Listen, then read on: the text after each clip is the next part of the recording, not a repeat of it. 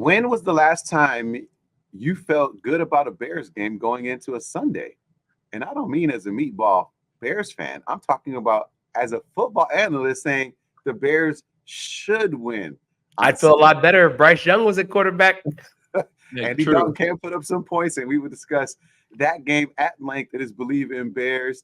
He is Marshall Harris, 9-year NFL vet, Clay Harbor. I am Gabe Ramirez. We are Low Key the Blitz, and we're excited to talk to you about everything Chicago Bears and the Carolina Panthers this weekend. Or we're going to start things off the way we always do. We call it Truth Be Told, a way to get things started on this podcast. Clay, what's up, bro? Go first, since you're just, looking bright-eyed and bushy-tailed.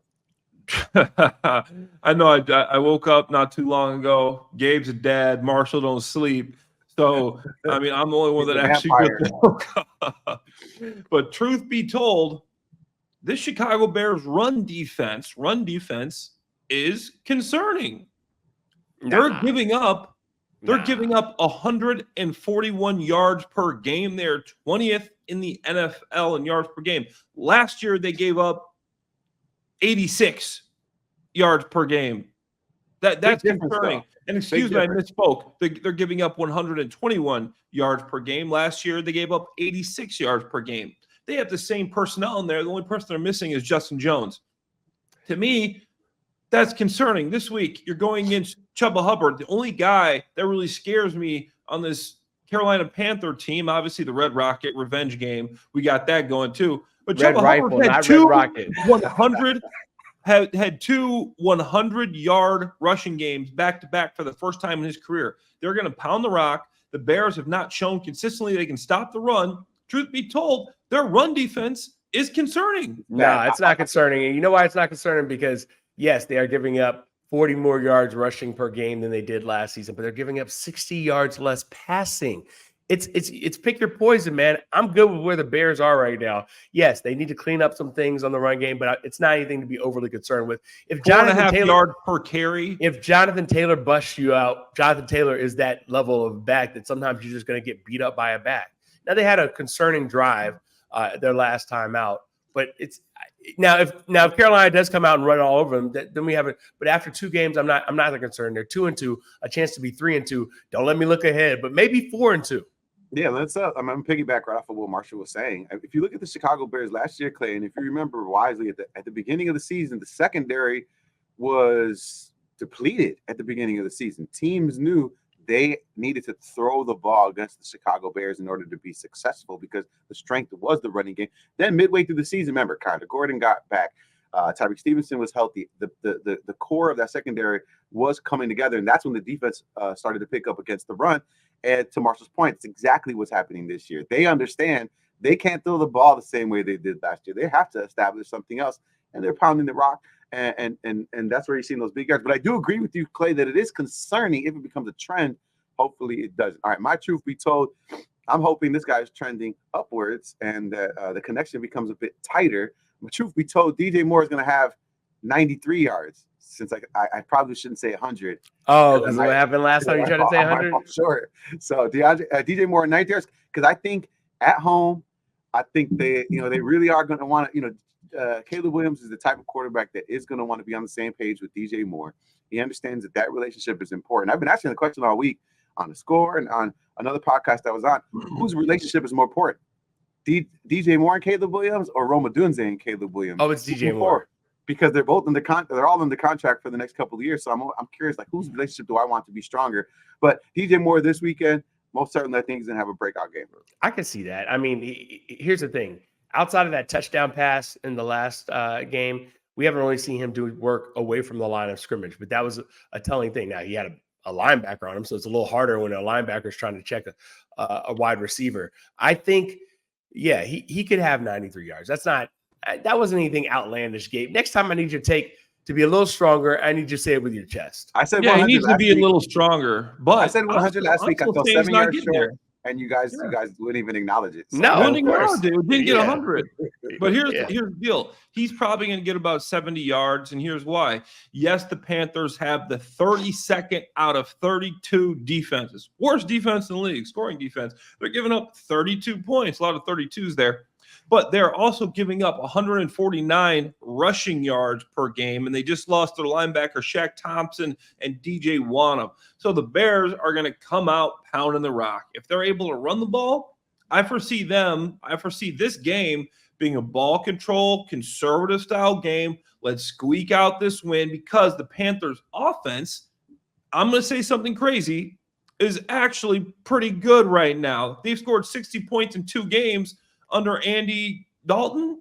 I mean, this guy's a veteran. He's seen it all.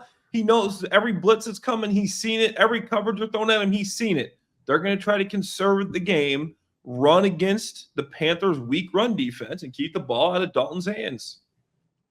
That leads me perfectly into my truth be told, by the way. Truth be told, Andy Dalton is a problem, and the Bears better watch out because this is a very losable game for them. Preach. Listen, Yes. There's a reason why this game opened up with the Bears being 5.5-point favorites at home, and it's been bet down to 3.5. Andy Dalton on the revenge game, Clay said it beautifully. The offense works now with Andy Dalton back there. Bryce Young and his skitterish quarterback skills, that's on the bench now. I think that there's a problem here because Andy Dalton, I don't want to call it the Andy Dalton revenge game, but I know y'all will, so we'll call it that. The former Bear has a chance to come in here and do something he did on the road already when he went to Las Vegas and got a win at the Raiders. And I know you're saying, well, the Raiders aren't that good. The Raiders are 2-2 like a lot of teams I know, okay? So I think everyone needs to be mindful that Andy Dalton is capable of beating the Bears. The Panthers are capable of beating the Bears. If they're 2-3 after this weekend, everybody's going to say, I can't believe that. I can believe it. Yeah, no, I agree. And there's a recipe there because Andy Dalton is going to play solid, consistent football. And like I said, the Panthers have a really good running back in Chuba Hubbard. This guy runs through tackles. They run that wide zone scheme. That has given the Bears some problems so far this year. That scheme with this running back who's had 100 yards the last 2 games, Deontay Johnson and Andy Dalton have a great connection. He can play. Don't forget about Xavier Legette. 6 catches, 66 yards, and a touchdown last week. He's big, fast, strong. He can play too. They got some weapons on that offense. It's Bears bad versus the Panthers bad. Bears good versus the Panthers good. So that game, that matchup always gives me reason for pause. Yeah, it's going to be a tight one. I mean, we know that Andy Dalton can put points on the board, and he is utilizing his weapons. You see the amount of targets Deontay Johnson is getting. Xavier Legette, as you mentioned. So he's going to make his mistakes throughout the game, especially with this Bears defense, but it's a matter of can the Bears capitalize and put their points on the board. All right, you are listening to Believe in Bears. He is Marshall Harris, 9-year NFL vet Clay Harbor. I am Gabe Ramirez. We're the Blitz, and we got these great sponsors that are hooking us up, guys. I can't believe this is amazing right here. Bet Online is the world's most trusted betting platform and your number one source for everything football. Bet Online has every stat, every match, even live odds and spreads to bet on during the games. If you think you know your stuff, they have a 200,000 mega contest right now and pick 5 games against the spread every week for your chance to win weekly prizes in your share of that $200K. And when the game's over, you can head over to their casino, get in on some of the action like blackjack, poker, or you can even unwind because they have 150 slot games. No need to go anywhere else. Just stay right there at your house. So head on over to the website today. Bet Online. The game starts here. All right, gentlemen, let's talk about the offense heading into Sunday. And, we talked about the run game. DeAndre Swift last week having himself a game, getting close to 100 yards. Clay Harbor mentioned that, the defense of Carolina Panthers is a bit depleted. Shaq's out. They're giving up a ton of yards. But what is this running game going to look like? Is it going to look more like games 1, 2, and 3? What's up, Kitty? Or is it going to look like last week where DeAndre Swift was really given an opportunity and looked confident heading into that game? All right, first off, we all got to slow our roll, me too, and realize that the Rams were giving up 165 yards per game, the worst in the NFL. The Bears only got 130. The Rams were giving up 165. So we're all just looking at the statistics and saying that's improvement. Obviously, when the Colts were the worst in the league, we couldn't move the ball on them, but we did move the ball on the Rams. But they are right now the worst running defense in the league. But the Bears did do some things that I liked. They changed up the scheme a little bit. You saw Cole Kmet in the backfield. You saw Cole Kmet coming across the formation with that sift block. What that does is it really widens that gap out for that zone run. So now that DN can't crash, create some extra space. The other thing they did was they did a little bit of zone read. You know what zone read does? It takes a complete defender out of the count. Usually when you're running the ball, the quarterback's not in the count. They showed they will run the zone read last week with Caleb. Caleb got down. He slid. He got like 5 yards one time. He got 6 yards one time. I think he ran 2 or 3 times. But now defense has got to prepare for that. And you are pulling an extra defender, and it's usually the unblocked extra defender that makes the play. That's what it's supposed to be. And that's the guy the back has to miss when you're counting a run game in the locker, in the film room, when you're going over the plays. Okay, this is the guy you got to make miss, the one unblocked guy. But when you run that read, now there is no unblocked guy. That's why the quarterback runs are usually so effective. So they need to keep doing that. They need to still emphasize what I saw last week. They emphasized the power running game a little bit. You saw some duo, some downhill stuff. Duo is just straight double teams downhill. You saw some gap scheme stuff, which is pin and pull. You pin on one side, you pull a guard, you pull a tackle, you pull Cole Kmet, you pull somebody, and that is the power run game. You saw a lot of that. So you need to consistently work those two plays in instead of just being a zone scheme, which is basically your team is just running in one direction. You got the wide zone they love to run and the inside zone. The wide zone, the target for the running back is right on the outside of the tight end's hip. But then obviously he cuts back whenever he sees his lane. He starts A gap, B gap, C gap, D gap. Inside zone, he works the other way. He starts and he works his way inside out instead of having his target on the outside edge of the tight end. His target is on the outside leg of the guard. So instead of the zone, continue with the power, continue with the duo, the downhill type runs. I think you have success. I think one reason they will be successful running the football against the Panthers is because Shane Waldron has shown the ability, which we weren't sure about after 2 games, to evolve his scheming, his personnel. We saw Doug Kramer. Kyrie Blossingame was a healthy scratch last week. He said, we're going to do something completely different. We could use a fullback here, but the worst run defense in the league had nothing to do with it. No, it did. But I'm saying it doesn't matter, Clay. They might not have gotten 130 yards if they hadn't changed the way they approach short yardage situations, whether that's goal to go or a 3rd and 1 or even a 4th and 1. That gives me hope that maybe that's not the last iteration of what we've seen with the Shane Waldron offense. He'll continue to evolve and do what's necessary. My thing is, don't be cute. Keep it simple, stupid. Run that thing straight through. If you've got the personnel, oh, look, a short yardage situation. Maybe DeAndre Swift isn't the guy. Maybe Travis Homer isn't the guy. Roshan Johnson, he looks like a guy who likes to run between the tackles. Let that man run between the tackles. They tried to tell us that their short yardage back was Khalil Herbert when they got Roshan Johnson back there. We are all like, bro, we watch the games. You got to send a missing persons case out for Khalil Herbert. That boy is, I kind of feel everybody can't get touches, Gabe. Everybody can't get touches. Yeah, and I think he'll be moved by the trade deadline. You know, Ryan Poles isn't afraid to cook when it gets to there. What about the passing game? You know, we've seen market improvements from Caleb Williams. We've seen, as you mentioned, Shane Waldron, the ability to get into a flow. I love the checkdowns from Caleb Williams on Sunday. I love the fact that he was able to, you know, keep the ball and not turn it over. I mean, obviously the fumble, you know, the sack fumble was kind of tough to watch. It looked like it was going to be painful, but ultimately he ended up doing well. Keenan Allen was back in the lineup. How do you see this offense, specifically the passing game, continuing to mature this weekend against the Panthers? I want to see progression, man. We've seen Caleb look real good on the short passing game, the quick game. He's looked good. He's looked accurate. We've seen him look a lot better against the blitz. He was 7 of 8 against the blitz last week. But Williams is 13 of 42 on passes that travel more than 10 yards in the air per True Media and 3 interceptions and a passer rating of 22.7. Is that bad? That's not good. So we need to get this downfield passing game going. I think this is a perfect week to do it, because you can pound the rock against this team. Next thing you know, they have to start loading the box to stop the run, and then you can do a little play action. It's like the play you saw. Do you want to see the play action under center, though? Would that help if you just kind of vary your looks? Everything doesn't have to be out of shotgun. That play action under center. Yes. Like the play against Cole Kmet. Exactly. Right? Do you want to see more of that? Game, is what I'm pounding asking. the rock. This is that old school Tom Brady, old school Peyton Manning pop pass to the tight end. What Gronk used to make a living off of that play.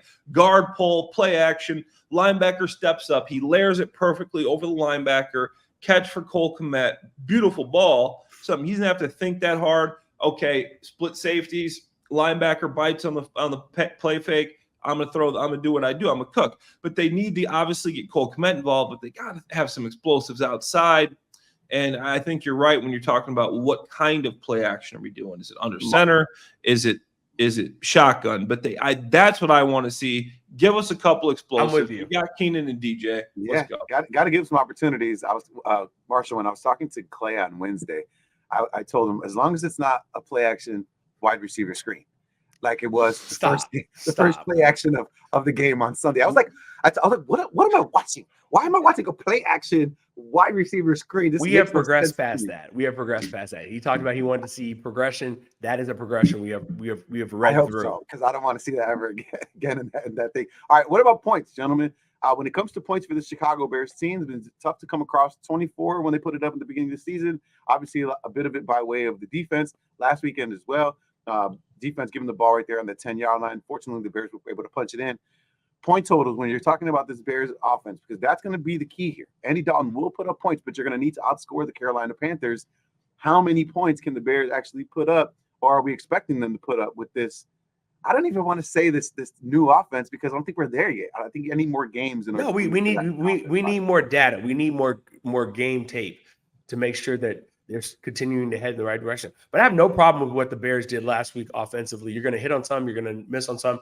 It was a lot of efficient football. They did what they had to do to get the win. 17 of 23 is fine for Caleb Williams. He doesn't have to throw it 52 times. If you said, hey, would you rather Caleb Williams throw 52 times or 23 times?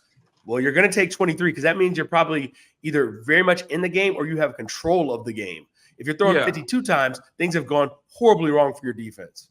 All right, and with Braxton Jones, just real fast, with what happened to him last week versus a rookie. Obviously, this rookie was a first-round pick.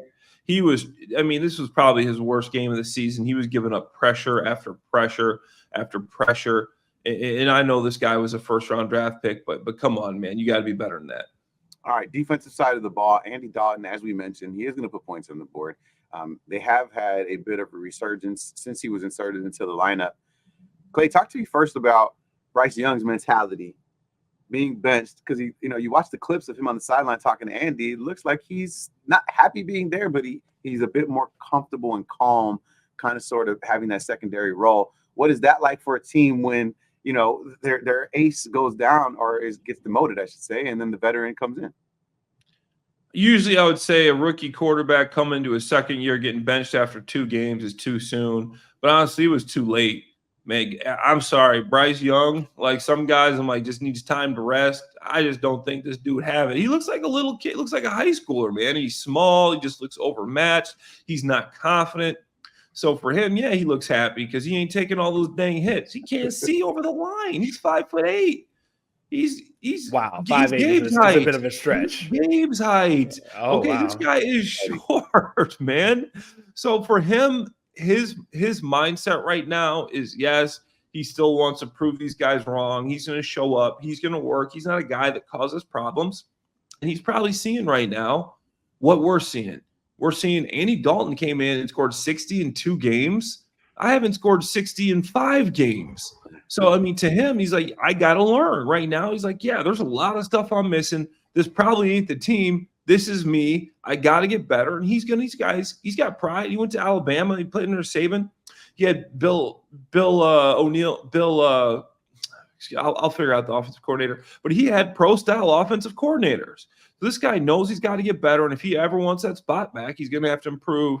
So he is a guy right now that he's looking at that and saying, okay, this is probably on me. I got to get better. I got to see how I can win.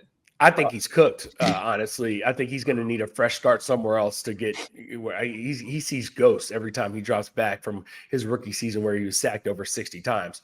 That's the problem with Bryce Young, but that's not the problem for the Bears right now. The problem for the Bears right now is, as I mentioned, the Red Rifle, Andy Dalton. He is capable. He is competent. He has played 14 years in the NFL. He has taken teams to the playoffs. No, he's not a starter anymore in terms of a top half of the league, but he's still, if you mess around and keep him in it, like Clay said, they can lean on that rushing game with Chuba Hubbard. That could be problematic. Xavier Bill Legette, O'Brien, by the way. Sorry, Bill O'Brien was the you're offensive fine. coordinator for 3 years. So that's a pro-style offensive coordinator. So what I'm trying to say is he's not learning something new. Yeah. You're not coming into some crazy offense like, your Caleb Williams, Cliff Kingsbury college offense trying to learn Shane Waldron. Sorry, Marshall. Continue. No, you're good. You're And good. Marshall, let me ask you this. Bears 8th in the league in passing yards against per game, 4th in interceptions. When you're looking at Andy Dalton and him being the X factor for the Carolina Panthers, do you have faith in the Bears secondary and their front four to put the necessary pressure and to come up in the back end to be successful? It's not about the secondary. This week won't be about the secondary. This week will be about the front four. If they get pressure on Andy Dalton, they'll be fine. If they don't, he's an NFL competent quarterback. Period. He's gonna find the guys. And that front four isn't as good. I'll say this, guys. I'm sorry. Gervon Dexter and Montez Sweat are balling out. Besides that, Darrell Taylor does have 2 sacks, but he has a 5%. Huh? He has a lot of pressures. I feel like I see him in the backfield a lot. He has a 5% pressure rate, which is extremely low for having 2 sacks. You were saying, Gabe? Don't believe stats. Don't believe all stats. Don't believe that's per Pro Football Focus, and I know they're not the end all be all, but I've been watching it too. And usually when I go to Pro Football Focus, I go to confirm something that I'm seeing and just to put a number to it as well as my 2 eyes. And Darrell Taylor, I go, this guy, man, I'm watching. He's getting blocked one-on-one, and I go and I check, and I go, yeah, he's got a 5%. It's the worst pressure rate on the team. People are like, oh, Darrell Taylor. The Bears D-line, besides Dexter and Sweat, which are good, isn't as good as people think right now. People think, wow, the D-line's really playing well. It's playing well because of what we expected. We thought it was going to be terrible, and they're probably around like 20th to 18th in the league, and instead of being dead last like everybody thought they were. All right, they're going to need that defense certainly to get the victory on Sunday. It is time for our final 5 minutes, last 5, talking about matchups, talking about predictions, and the biggest takeaways. But before we do, Marshall, that hat's looking a little lonely up there. The head's looking a little lonely up there, man. There we go. Look at that. How you want it? You want which one? Which melon hat do you want? Well, yesterday my wife was wearing the blue one. She went out for a run yesterday because my wife's running the marathon. And she's like, oh my God. She's like, are these, sporty hats that I can sweat in? And so I was like, absolutely. I was like, go ahead, babe, take one. So she wears one yesterday. Said she absolutely loved it. But of course, we're talking about our melon hats, our big sponsor, built to last 5 times longer than any hat, natural, antimicrobial properties, so sweat doesn't break down the hat. Because, fellas, we know what that's like, man. I know me growing up as a kid, like having that little white stain on the side of my baseball cap because I was outside playing a little bit too hard. Clay, you don't know anything about that, huh? You never had hats growing up? Clay never had bro. Marshall, you actually look good in the backward snapback, bro. You need to pull that out more. I'll try to, Clay. That's actually a good look for you. But I used to love a backward snapback before I had hair. Everybody can't do this because I don't like to do it often. And here's the reason why. When you have a beautiful bald head like mine and you have a lovely head shape, you could do things that Clay can't do. Clay has a high behind his hair. Yeah, you don't put a bumper sticker on a Ferrari. Exactly. Clay. What are you talking about? The other good thing about the melon hats, if you need to wash it, they come right back to life. They look brand new. Of course, they're comfortable and fitting, and you can feel the difference in the materials immediately, right, when you take it out of the box, which, by the way, is absolutely amazing. They make you feel like you're a VIP from the very beginning. They got the snapback. They offer the small, the classic, even the extra large for Clay's big-ass head to fit every size. They even have a fit finder online so you can break down what size and shape best. With Clay, we don't need the fit finder. We just find the biggest size and hope it works. I have a big head. I'm going to be honest. That's my brain so big. Yeah, melon hats. For these final 5, after you're done, for these final 5, I got a question for y'all because something happened to me. I just tweeted a couple of my feelings about Caleb Williams-Jayden Daniels. Oh, no. Right. And this thing, let me find this thing, man. Why are you stirring the pot? Herm Edwards already said don't do it. I'll go right to the source. I'll read the tweet. Let me read the tweet, and then I want your guys' reaction to it. Okay, go ahead. Here's what I said on the tweet. I said, I don't like getting into the Caleb and Jayden debate, but context always matters because you're hearing this everywhere. Jayden Daniels has expertly run Cliff Kingsbury's offense, but he's asked to throw short and quick, averaging 6 air yards per throw, which is 28th in the NFL. And he's only thrown 8 balls over 20 yards this entire NFL season. And 2 of them have been intercepted.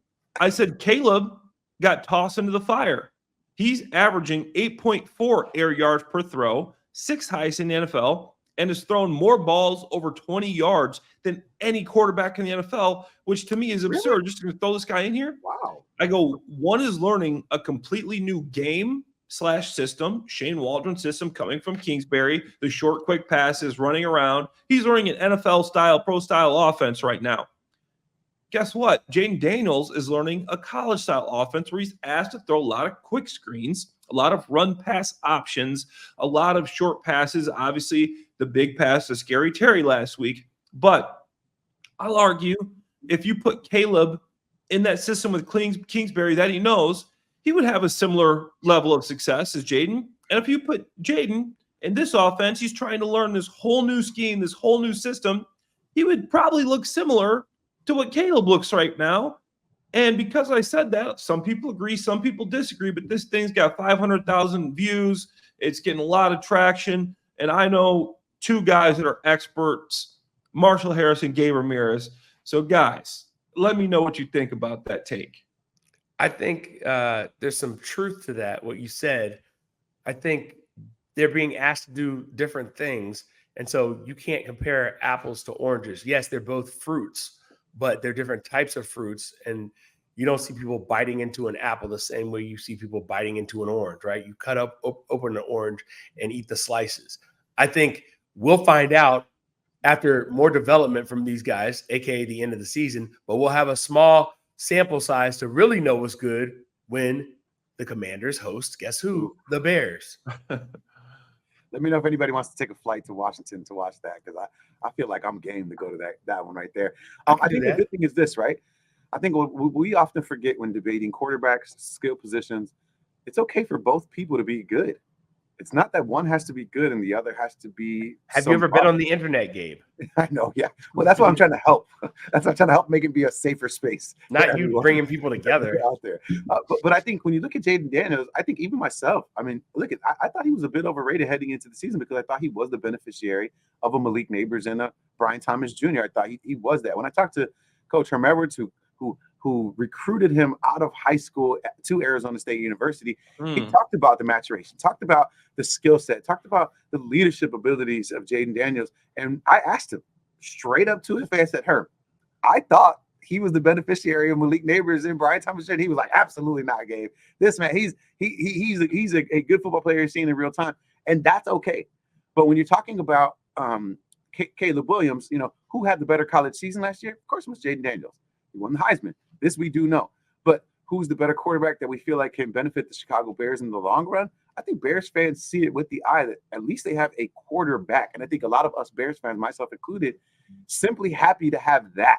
And how good he can be, I'm okay and willing to take that ride to find out whether that's true or not. Yes, because you're desperate. Bears fans are desperate. Yeah. Yes. Did you ask Herm the question, what he thought, Caleb or Jayden? I did. And he said, don't put that pressure on Caleb Williams. He said, it's unnecessary. He's like, it's unnecessary pressure. He's like, you got to let these guys play the game. He said, Caleb Williams is the guy for Chicago. Do not have buyer's remorse. It's exactly what he said.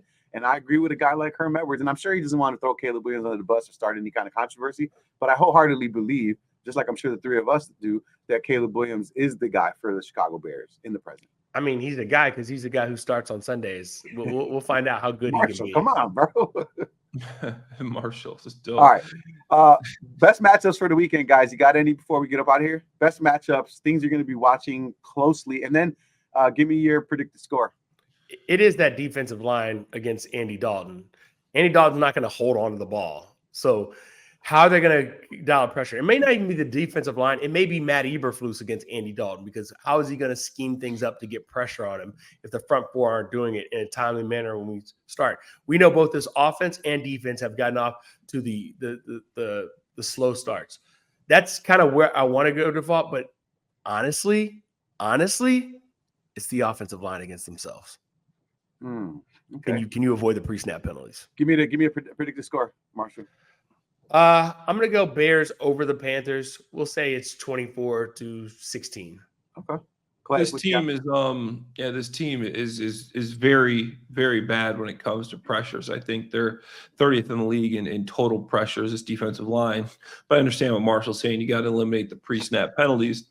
My matchup would be Tyreek Stevenson against whoever Jalen Johnson is in guarding. Jalen Johnson's only given up 4 catches this year. Tyreek Stevenson is averaging 1.52 yards per route run, which is top 15 worst in the NFL so far this year as a cornerback. So Tyreek, you got to stand up. You're going to either have Leggett or Leggett, I think is how he pronounces it. Yeah. Gabe, you remember we learned that. Yeah. And Leggett. And then Deontay Johnson. This guy's been getting a ton of targets. The Red Rocket loves throwing the ball to him. So Red Rocket. Why you keep calling him the Red Rocket? It's the Red Rifle. Red Rocket sounds better. Dalton up here. You're trying to put him up there. All right, what's the score? What's the score you got? So Tyreek versus the number 2 receiver, whoever that is. Score, I'm going 24-21. The Bears. Okay. 23-point game. He's right around that spread. That I'm gonna be watching TJ Edwards versus Chuba Hubbard. I think TJ has been doing a good job having tackles for losses, and so hopefully he can stay in that same pocket and really make a difference there to neutralize them. They're gonna have to wrap up. They got to do something. I think also Coach Eberflus is gonna have to dial up that blitz a little bit more. I think you're right. You're not bringing in enough pressure. But Andy Dalton, although he's a veteran and knows where he wants to go, you still want to make him uncomfortable in that pocket. And if the pressure's not happening, you got to send Kyler Gordon off the edge. You got to send Tremaine Edmonds right there up the middle to cause some confusion with some stunts. So I think Bears is certainly going to have to lean on that. The score, 20-13. Low score. Who? Bears. Who? Okay. Bears every week. Bears every week from here. Who? What are you, an owl? Yeah, the Bears, man. Yeah, the Bears, man. All right. We appreciate you guys listening. Make sure you make your predictions as well. Make sure you follow us on social media. M. Harris on air. You can listen to him on 670 The Score. Weekdays, 10-2 with Dan Bernstein. Make sure you check that out. 9-year NFL vet, Clay Harbor. You can check him out weekdays, 5:30. The Big Bro Football Show, as he put it on social media yesterday. Wow. The Big Pro. I said the Big Bro Football Show. Go check your last tweet, bro. It's actually kind of funny. I love that. I was like, Big Bro Football Show. All right. I have more typos than anybody in the game, man. I gotta be checking my stuff every single weekday.